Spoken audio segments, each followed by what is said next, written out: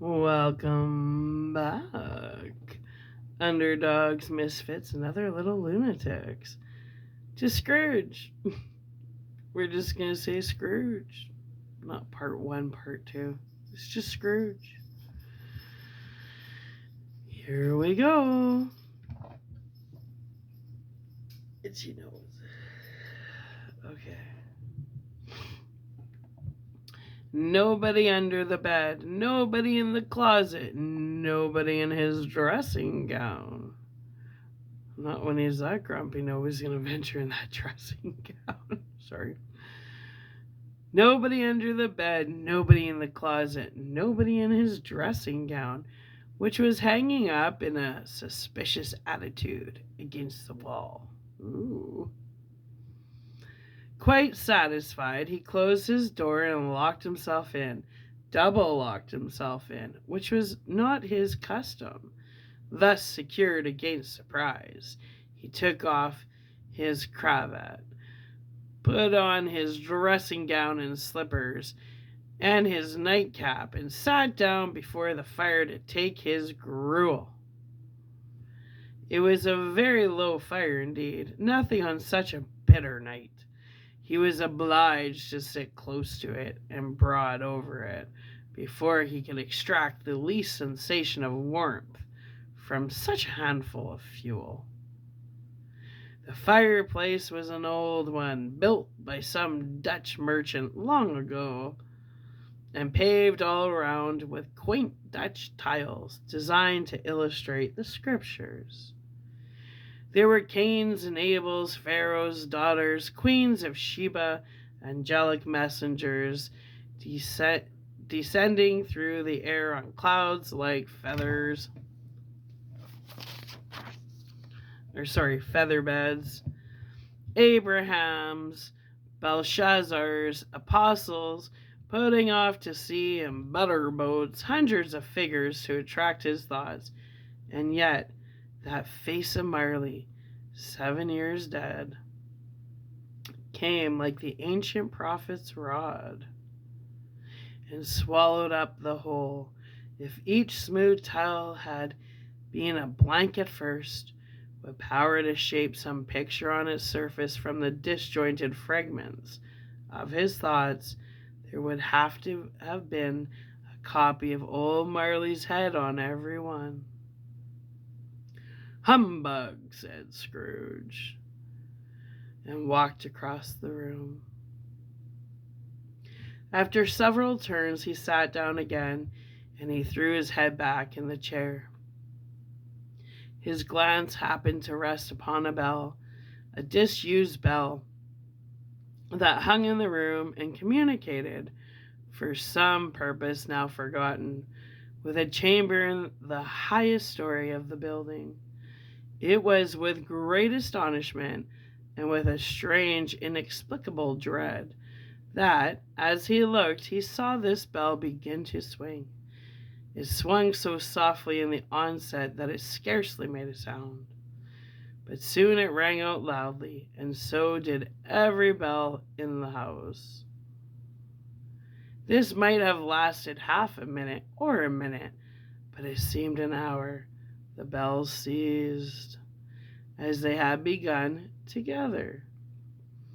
They were succeeded by a clanking noise deep down below, as if some person were dragging a heavy chain over the casks in the wine merchant's cellar. Scrooge then remembered to have heard that ghosts in haunted houses were described as dragging chains. The cellar door flew open with a booming sound, and then he heard the noise much louder on the floors below, then coming up the stairs, then coming straight towards his door. It's humbug still, said Scrooge. I won't believe it. His color changed, though, when, without a pause, it came on through the heavy door and passed into the room before his eyes. Upon its coming in, the dying flame leaped up as though it cried, "I know him." Marley's ghost, and fell again. The same face, the very same.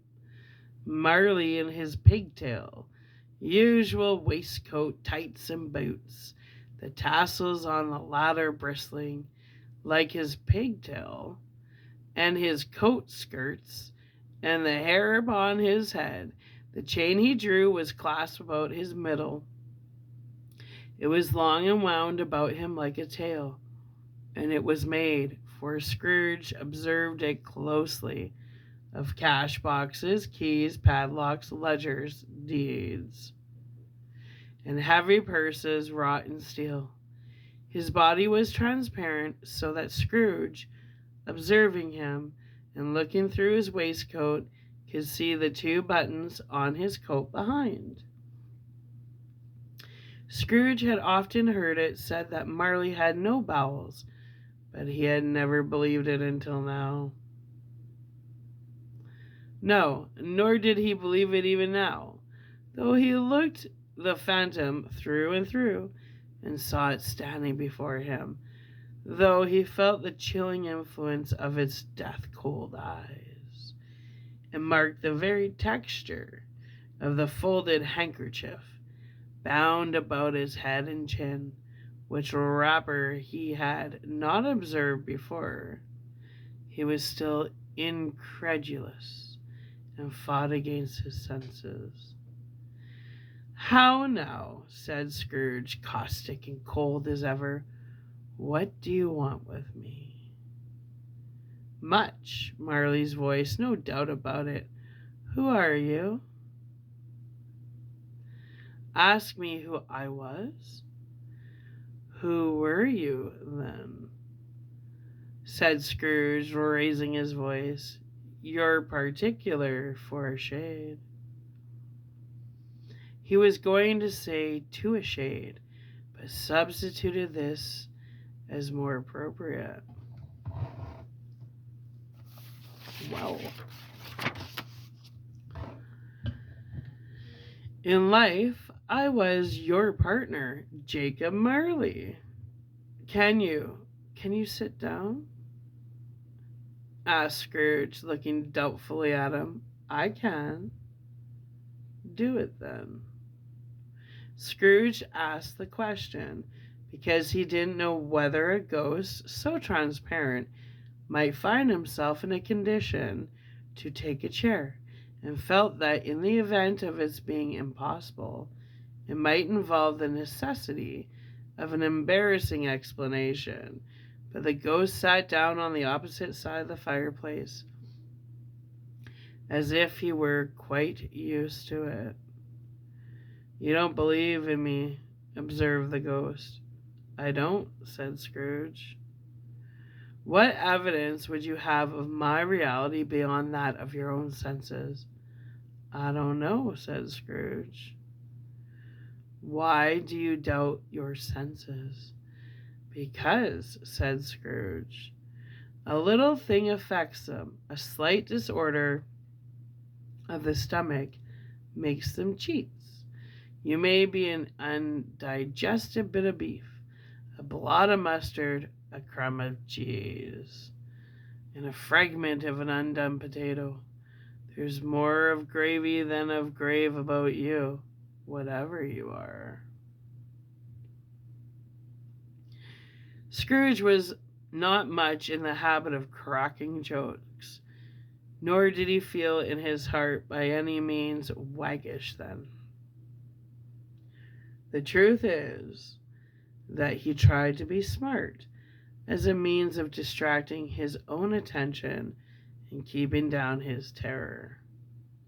For the spectre's voice disturbed the very marrow in his bones.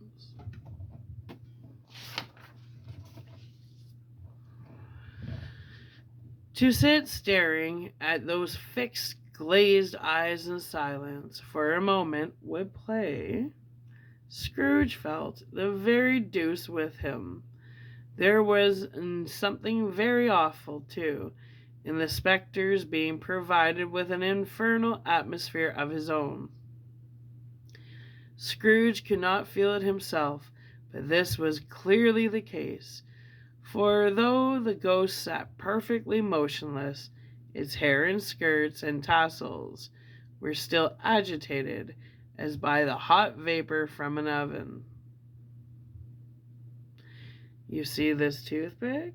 said Scrooge, returning quickly to the charge, for the reason just assigned, and wishing, though it were only for a second, to divert the Virgin's stony gaze from himself. "I do," replied the ghost. "You are not looking at it," said Scrooge. "But I see it," said the ghost, notwithstanding. "Well," returned Scrooge, "I have but to swallow this, and be for the rest of my days persecuted by a legion of goblins, all of my own creation. Humbug! I tell you, humbug!"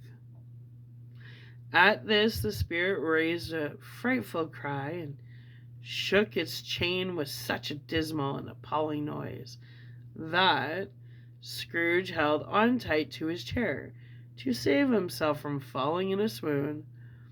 But how much greater was his horror when the phantom, taking off the bandage round his head, as if it were too warm to wear indoors, its lower jaw dropped down upon its breast. Beast. Let's reread that sentence.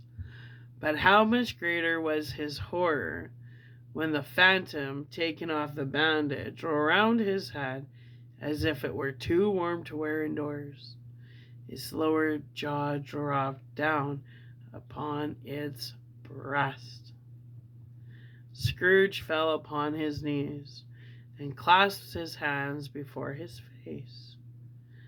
"Mercy," he said, "dreadful apparition, why do you trouble me?"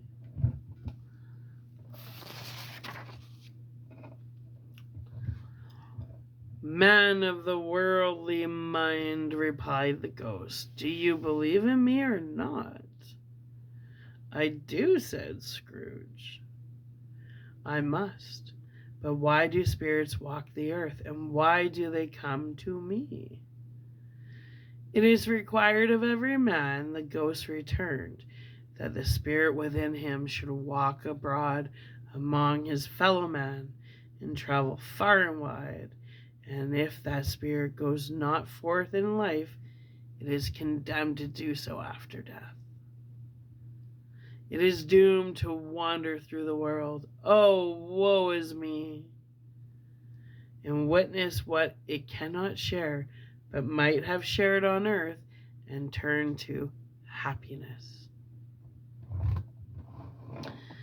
Again the spectre raised a cry, and shook its chain and wrung its shadowy hands. "You are fettered?" said Scrooge, trembling. "Tell me why." "I wear the chain I forged in life," replied the ghost. "I made it link by link, and yard by yard. I girded in on of my own free will, and of my own free will I wore it. Is its pattern strange to you?" Scrooge trembled more and more. "Or would you know," pursued the ghost, "the weight and length of the strong coil you bear yourself? It was full as heavy and as long as the 7 Christmas Eves ago. You have labored on it since. It is a ponderous chain."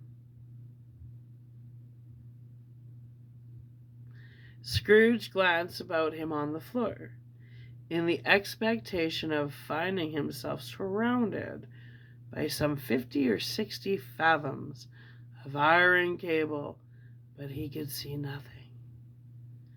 Jacob, he said imploringly. Old Jacob Marley, tell me more. Speak comfort to me, Jacob.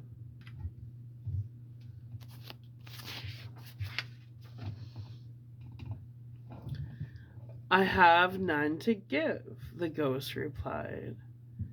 It comes from other regions, Ebenezer Scrooge, and is conveyed by other ministries to other kinds of men, nor can I tell you what I would. A very little more is all permitted to me. I cannot rest, I cannot stay. I cannot linger anywhere. My spirit never walked beyond our counting house. Mark me. In life, my spirit never rose beyond the narrow limits of our money-changing hole, and weary journeys lie before me. It was a habit with Scrooge, whenever he came thoughtful, to put his hands in his breeches pocket, pondering on what the ghost had said. He did so now, but without lifting up his eyes or getting off his knees.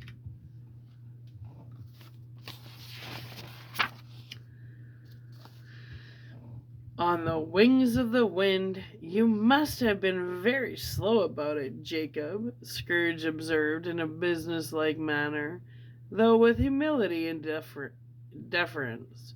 Slow, the ghost repeated. 7 years dead, mused Scrooge. And traveling all the time? The whole time, said the ghost. No rest, no peace. Incessant torture of remorse. You travel fast, said Scrooge. On the wings of the wind, replied the ghost. You might have got over a great quantity of ground in 7 years, said Scrooge.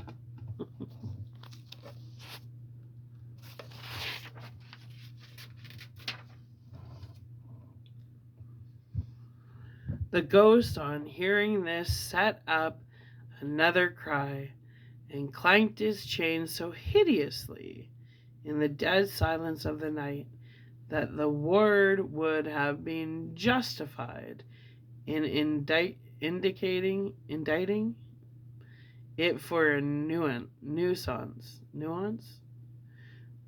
Nuisance. Fuck. I'm tired. Let's do this again.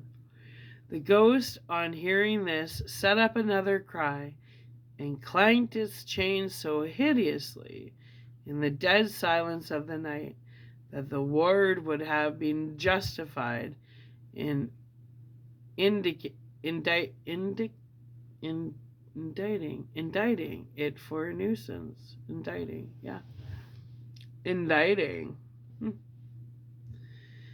Oh, captive bound and double-ironed, cried the phantom, not to know the ages of incessant labor by immortal creatures, for this earth must pass into eternity before the good of which it is susceptible in all developed, not to know that any Christian spirit, working kindly in its little sphere, whatever it may be, will find its mortal life too short for its vast means of usefulness, not to know that no space of regret can make amends for one's life's opportunities misused. Yet such was I, oh, such was I. But you were always a good man of business, Jacob, faltered Scrooge, who now began to apply this to himself. Business, cried the ghost, wringing its hands again. Mankind was my business. The common welfare was my business. Charity, mercy, forbearance, and benevolent were all my business. The dealings of my trade were but a drop of water in the comprehensive ocean of my business. It held up its chains at arm's length as if that were the cause of all of its unavailing grief, and flung it heavily upon the ground again. At this time of the rolling year, the spectre said, I suffer most. Why did I walk through crowds of fellow beings with my eyes turned down, and never raise them to that blessed star which led the wise man to a poor abode? Were there no poor homes to which its light would have conducted me? Scrooge was very much dismayed to hear the spectre going on at this rate, and began to quake exceedingly. Hear me, cried the ghost. My time is nearly gone.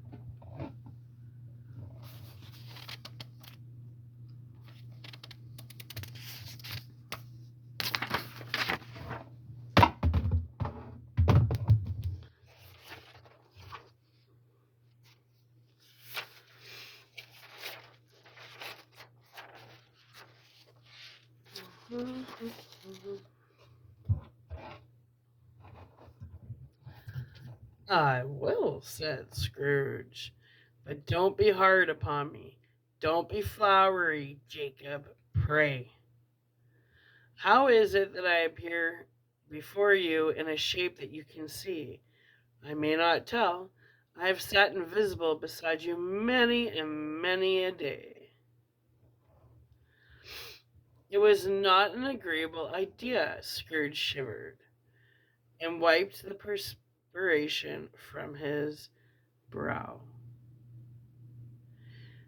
That is no light part of my penance, pursued the ghost. I am here tonight to warn you that you have yet a chance and hope of escaping my fate, a chance and hope of my procuring Ebenezer. You were always a good friend to me, said Scrooge. Thank ye.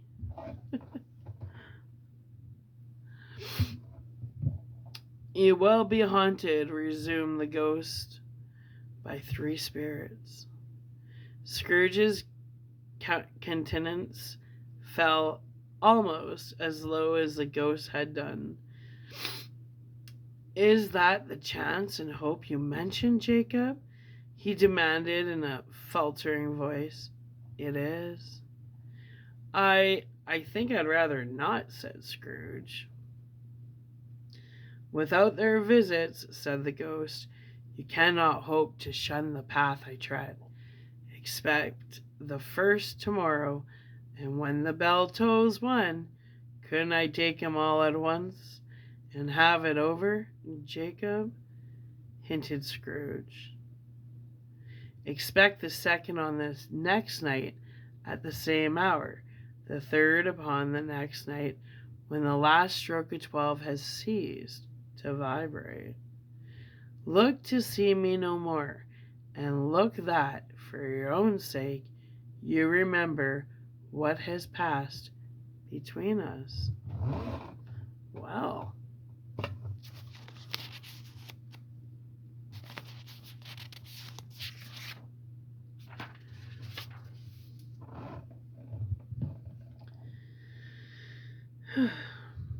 when it had said these three words, the spectre took its wrapper from the table and bound it around its head as before. Scrooge knew this by the smart sound its teeth made when the jaws were brought together by the bandage. He ventured to raise his eyes again and found his supernatural visitor confronting him in an erect attitude, with its chain wound over and about its arm. The air was filled with phantoms, wandering hither and thither in restless haste and moaning as they went. The apparition walked backwards from him, and at every step it took, the window raised itself a little so that, when the spectre reached it, it was wide open. It beckoned Scrooge to approach, which he did, when they were within 2 paces of each other.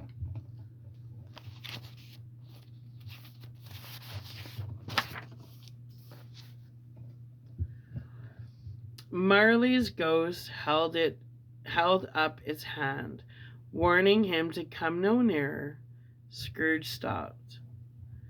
Not so much in obedience as in surprise and fear, for, on the raising of the hand, he became sensible of confused noises in the air, incoherent sounds of lamentation and regret, wailings inexpressibly sorrowful and self-accusatory.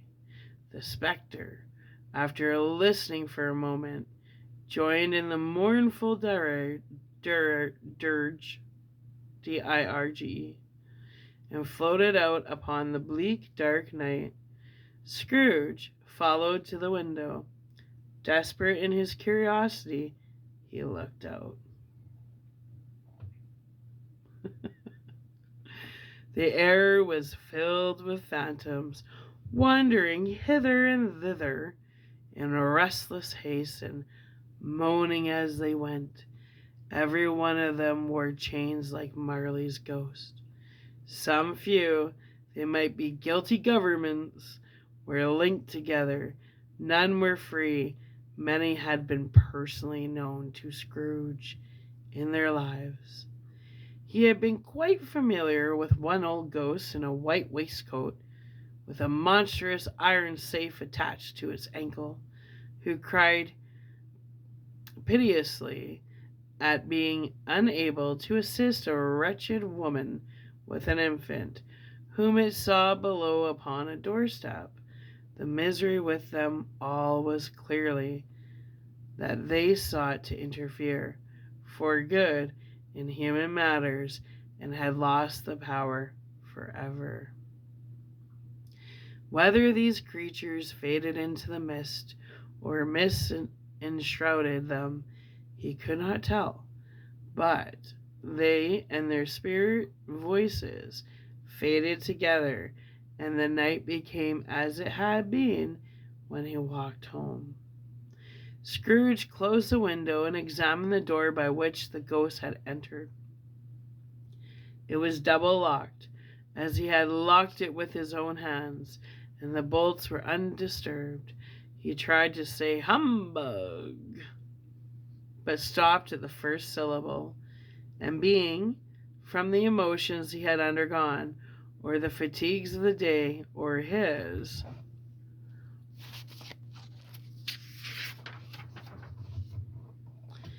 glimpse of the invisible world, or the dull conversation of the ghost, or the lateness of the hour, much in need of repose, went straight to bed without undressing, and fell asleep upon the instant.